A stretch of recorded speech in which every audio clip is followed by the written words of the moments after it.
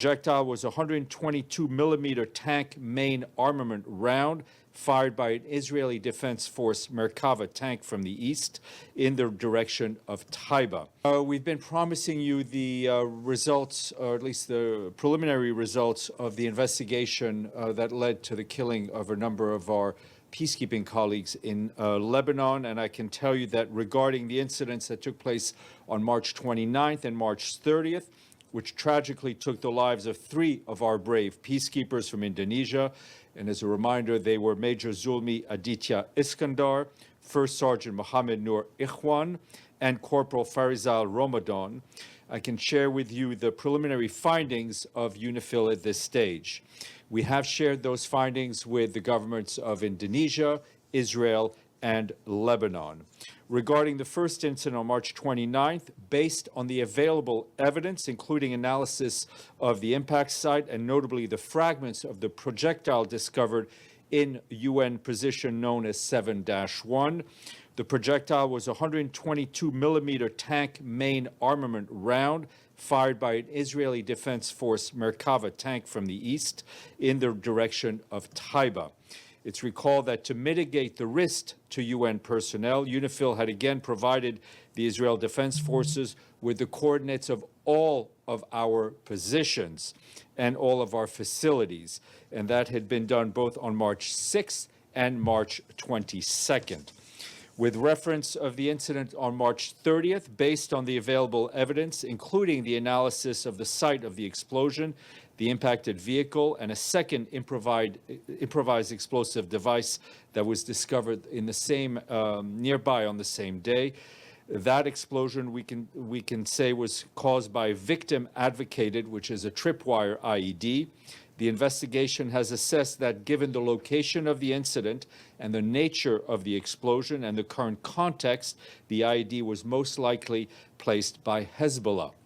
Allow me to reiterate that these are preliminary findings based on initial physical evidence.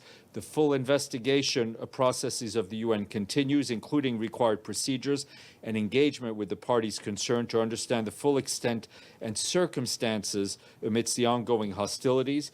Boards of inquiry will be convened in both cases in accordance with established UN procedure.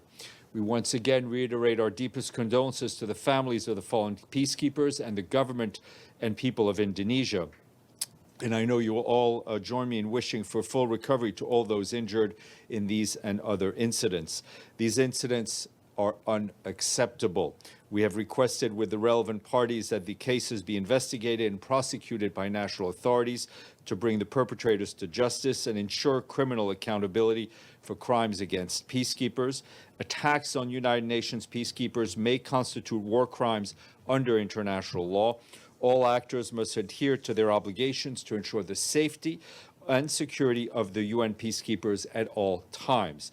The inviolability of UN installations must also be respected.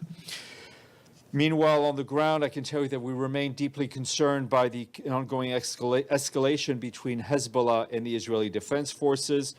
UNIFIL peacekeepers report in their areas of operations continued exchanges of rocket and artillery fire, airstrikes, and clashes on the ground, alongside an increased presence of IDF assets and forces inside Lebanese territory. UNIFIL personnel recorded a high volume of artillery and rocket fire across the area of operations, with kinetic activity concentrated around Sector West and Sector East.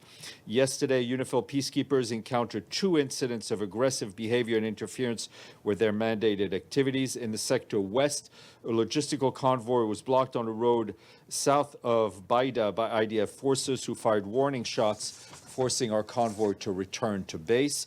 Late yesterday afternoon, in Sector East, a second UNIFIL convoy was stopped at a roadblock southeast of Taipei and threatened by IDF personnel, who forced the peacekeepers out of their vehicles to inspect the content, and they seized 2 UNIFIL radios before compelling the IDF units to vacate the area. Once again, any intimidation or any interference with the mission's Security Council mandated tasks must stop immediately. We continue to call on all sides to avail themselves of diplomatic channels, cease hostilities, and recommit to the full implementation of Resolution 1701. We have been exercising our good offices at all levels on this issue. Meanwhile, on the humanitarian front, from which you'll hear a bit more tomorrow from our colleague Imran Riza, given the extremely deteriorating humanitarian situation, the World Health Organization and its partners continue to support the government of Lebanon in sustaining essential services. To date, nearly 70,000 health consultations have been provided, including more than 800 for pre- and postnatal care.